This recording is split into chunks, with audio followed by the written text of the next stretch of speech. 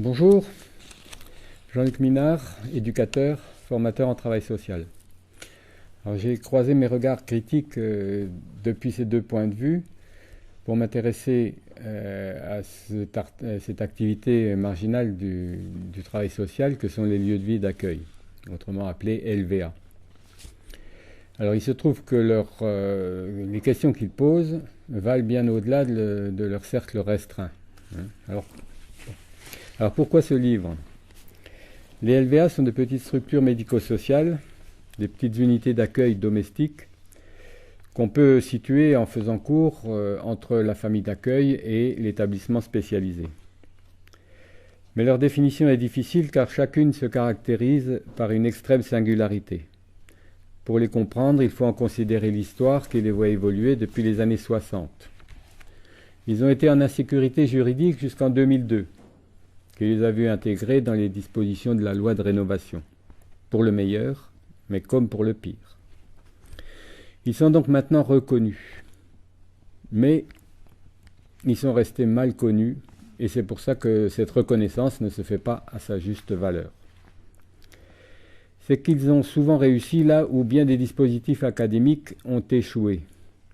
L'intérêt de revenir sur leur histoire, de chercher à comprendre ce qu'ils sont, c'est qu'ils ont beaucoup à nous apprendre sur les écueils d'une certaine industrialisation et d'une certaine marchandisation de la solidarité.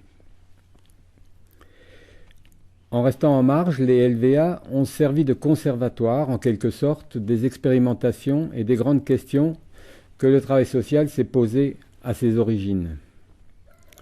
Le propos de ce livre est d'inviter à une résurgence des analyses des années 60-70. Notre présent en quête de sens en a peut-être besoin. Alors ce livre comprend 6 parties. Un historique d'abord, qui permet de repérer les influences qui ont déterminé la forme singulière des LVA. Deuxièmement, des pistes pour formaliser les pratiques des LVA, tenter de définir un socle minimal d'identité. C'est aussi répondre à la question comment ça marche, en s'intéressant à ce qui marche. Troisièmement, une partie qui s'attache au permanent des LVA, l'acteur central donc. Est-ce une profession? Faut-il que ça en soit une? Quelles en sont les compétences? Comment les transmettre? Etc. Quatrièmement, on cherchera à dire comment les acquis des LVA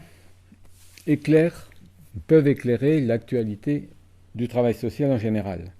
Ils ont en effet jusqu'ici su se garder de la perte de sens, de la souffrance au travail, de la contre-productivité, de l'uniformisation. L'entrée dans la loi les soumet aux dérives démocratiques de l'évaluation normalisée et de la professionnalisation. En cinquième partie, il y a un passage obligé pour parler des LVA, c'est Fernand Deligny. Passage obligé non comme modèle d'éducateur qu'il faudrait suivre, mais pour comprendre la nécessité de faire œuvre singulière. Enfin, un index qui essaye de situer la singularité des LVA dans un champ lexical, dans leur champ lexical. Les LVA sont tous extrêmement différents. C'est ce qui fait leur qualité et leur identité paradoxale. Les décrire honnêtement reviendrait à les visiter un à un. Ils sont aujourd'hui 450 en France. C'est pourquoi j'ai opté pour une approche idéalisée. Ça n'a pas de sens de décrire un LVA lambda, car le LVA lambda n'existe pas. Le terme même de lieu est significatif. Il ne peut y avoir deux lieux identiques. Le lieu théorique que j'ai cherché à montrer représente une sorte de compilation de tous les lieux réels. Il se trouve en outre que ce qui fait la qualité d'un lieu de vie et d'accueil, c'est sa capacité à se rêver autre, à se rêver ailleurs. On retrouve par là la question de l'utopie comme moteur du projet. Le travail social s'est structuré dans la dynamique des 30 Glorieuses. Il a suivi la pente générale de l'histoire, celle de la globalisation, de la professionnalisation normalisée, du gigantisme managérial et industriel. Le travail social se trouve maintenant devant les mêmes impasses que l'ensemble des activités humaines: perte de sens, judiciarisation, contre-productivité, dictature de l'opinion, souffrance au travail, etc. En 1973, alors que naissaient les LVA, René Dumont écrivait « L'utopie ou la mort » à propos des problèmes écologiques. Ivan Illich étendait la question à la santé, à l'éducation, au transport. Un peu plus tard, Félix Guattari disait la nécessité de penser ensemble 3 écologies: l'écologie environnementale, sociétale et mentale.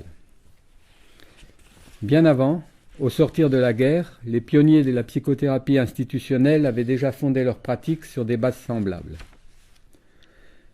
Restées désuètes un temps, ces analyses peuvent maintenant être continuées sans complexe. Les LVA, jusqu'ici, ne les avaient pas reléguées.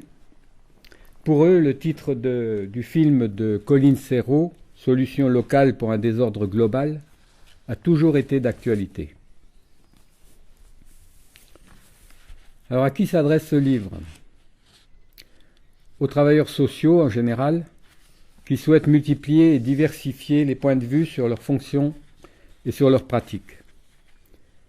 Aux étudiants, à qui il faut dire l'espoir que leur future activité n'est pas inéluctablement un emploi de service. À l'instar des acteurs du mouvement des LVA, ils auront à reprendre la main sur leur métier et sur l'organisation des environnements éducatifs et de soins. Ils auront aussi à repolitiser leur fonction en la considérant indissociable d'une critique sociale, sociétale, écologique, économique, etc. Je m'adresse aux permanents historiques pour les encourager à formaliser et à transmettre leurs pratiques, et aux nouveaux permanents pour qu'ils s'installent dans leurs projets en connaissance de cause, en connaissance de la singularité historique des LVA.